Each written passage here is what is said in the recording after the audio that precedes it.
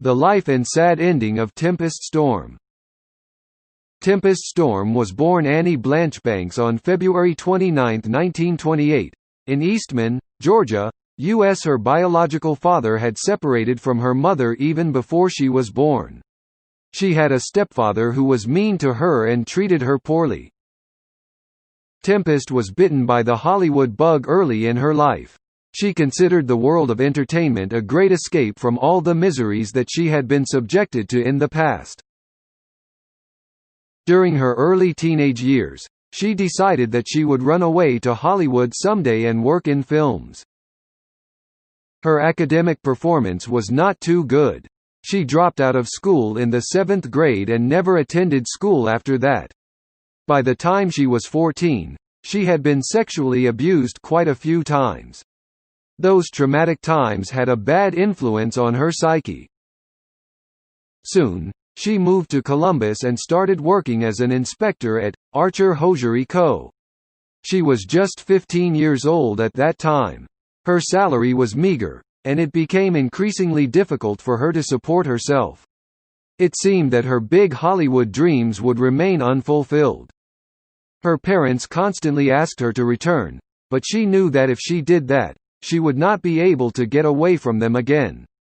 In order to get her parents out of her life once and for all, she got married to a Marine. She was 15 years old then and got the marriage annulled just a day later.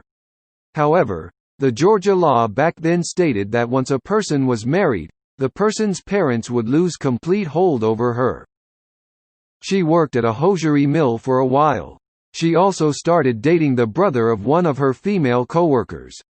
He was a shoe salesman. They got married soon after.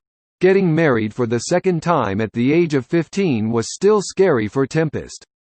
The marriage lasted for 6 months. By then, Tempest had started losing all hopes. Her Hollywood dreams, too, seemed to be moving further away from her, as she continued to make bad choices in life. Somehow, Tempest Storm saved $600 and made the bold move to Hollywood. She was still young and had a hard time saving herself from the antisocial elements on the streets of Los Angeles. She did a number of odd jobs in the beginning and frequently lied about her age to get more jobs. At 17, she began working as a cocktail waitress. Soon, one of her customers told her that she deserved to be somewhere better. He suggested that she become a stripper. Tempest thought he was joking, but she continued to think about what he had said. Lillian Hunt met Tempest through the same customer. Lillian was the talent manager at Follies Theatre. Tempest missed the first interview, as she was unsure of becoming a stripper. However, she was hired as a chorus dancer for $40 a week. The pay was unexpectedly good. A few weeks later, as she started to become more popular, she was offered a $20 raise per week to perform as a stripper. She started stripping for money. Within a short time, she understood the rules of the profession and became a thorough professional. 1956 was a major year for her. She was offered a huge deal by the Brian Engels Burlesque chain. They offered Tempest $100,000 a year to work for them. Hence, she became the highest-paid stripper across the country. For the next few decades, she continued working as a burlesque star. One of her most frequented venues was a burlesque theater in Oakland named El Rey. She was also invited regularly by clubs across the U.S., especially those in Las Vegas. Throughout the 1950s, she appeared in various magazines. She also started her film career in the same decade. She appeared in films such as French Peep Show, Paris After Midnight, and Teaserama. She also got married in the prime of her career, in the early 1950s, and moved to Oregon, where she found steady work at Star Theater. She then moved to Capitol Theater, which was Star Theater's main competition. Tempest started billing herself as the $50,000 Hollywood treasure chest, but the treasure chest girl Evelyn West sued her and Tempest had to refrain from using the phrase to promote herself. She performed regularly outside the country. She performed at the burlesque clubs of the UK and Canada, too.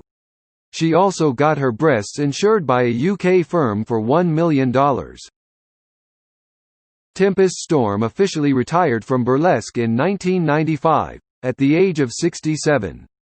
However, even after that, she performed on special occasions. In 1999, she performed at O'Farrell Theatre's 30th anniversary party. She appeared as herself in the 2016 documentary, Tempest Storm, based on her life. Several other films have been made on her life. She has also been inducted into the Burlesque Hall of Fame, and one of her G-strings is displayed at the museum. In personal life, Tempest Storm lived a colorful life. Rumors claim that she had been romantically involved with Elvis Presley, Sammy Davis Jr., Mickey Rooney, and Louis Armstrong. Her alleged affair with infamous gangster Mickey Cohen also made it to many tabloids. She married 4 times. Her first 2 marriages took place when she was a teenager. After becoming famous, she married a businessman named John Becker. However, she divorced him shortly after. She then fell in love with singer Herb Jeffries and got married to him in 1959. She was warned by her companies that they would cut all ties with her if she married him, but she did not care and went ahead with the marriage. She had a daughter with Herb. However, they divorced in 1967. Probably, right now is her worst time when her health is slowly deteriorating. Thank you for listening to the story about the life of Tempest Storm. Like and comment on your opinion in the comments section below.